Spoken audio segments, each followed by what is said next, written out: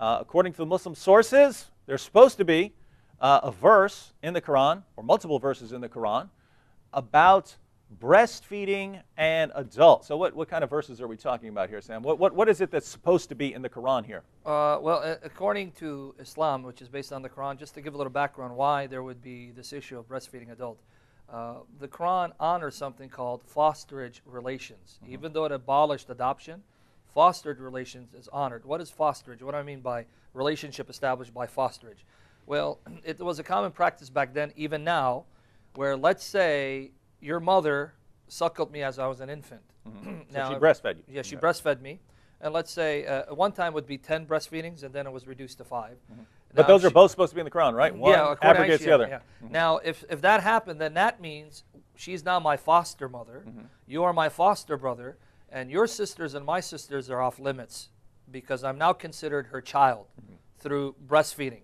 Now, a situation arose at the time of Muhammad because, and I have to smile, and again, stuff like this. There's no helping it, Sam. We are going to be smiling on this one, because, and so is everyone who's watching this who's not a Muslim. Muslims are going to be horrified. Everyone else is going to be cracking up laughing because this is just silly. This is found all throughout the authentic collection of narrations called Sahih Muslim. Because Muhammad had abolished adoption, and we had mentioned that as one of the reasons why he cannot be a prophet in the previous program, so go back and watch that.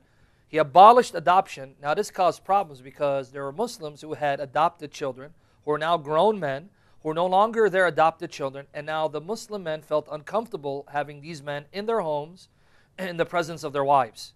So now how do you solve this problem that Muhammad created by abolishing So you're adoption? worried about grown men being around grown women that they're not married to, and they're got to be close in the same area as each other, so you're worried about them having lust for each other. How are you going to deal with this lust problem? Well, let me tell you how Muhammad dealt with it. Sahih Muslim, Book 8, number 3424. Sahih Muslim, Book 8, number 3424.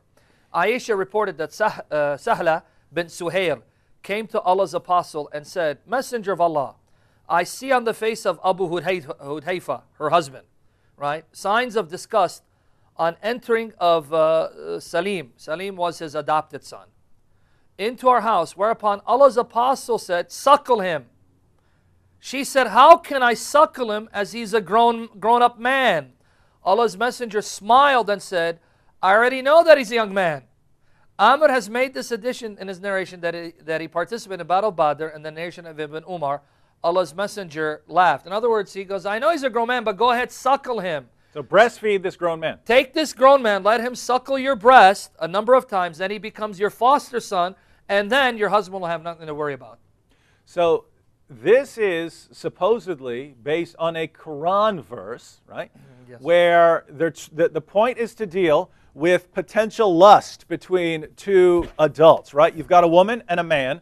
These two people are going to be around each other. Maybe they work around each other, but they're going to be spending time around each other. How do we keep them from having sex, illicit sex with each other? Well, we've got a solution here. Allah gives the solution in the Quran. She has to breastfeed this man 10 times. So she's going to take out her breast, take him in private, put his face and his mouth on her breast.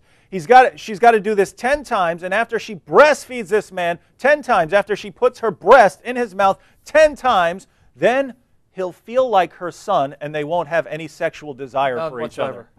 Now, this eventually got abrogated down to 5, right? So that's what Aisha said. So it went from 10 down to 5. This is supposed to be in the Quran, so there's supposed to be a 10, then there's supposed to be a 5. Neither one is in the Quran. Why? Aisha's the one who had these written down, and my sheep came and ate them. How convenient, right? Sorry, everyone, that I lost this verse that says I have to breastfeed an adult man if I'm around him anymore in order to do away with the sexual tension in the room.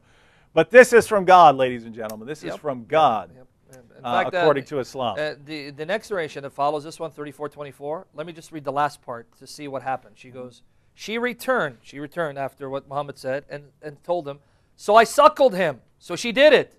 She did exactly what you said she would need to do, and was there in the heart of Abu Hudhayfa, disappeared. So now the husband was happy.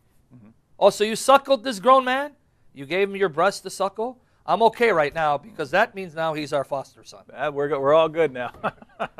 Wow, but you Muslims out there, Everyone else is laughing right now. You Muslims should be either crying or something. But I mean, think about this: if you take Islam seriously, you have to believe that that is God's solution for sexual tension, right? You know, we don't need the burqa in order to do away with that. If a woman's going to be working around a man, it doesn't matter how much she's covered up. If we're going to eliminate the sexual tension, she's got to take him in the back room and breastfeed him a bunch of times to end any of that sexual tension. That's what your God revealed.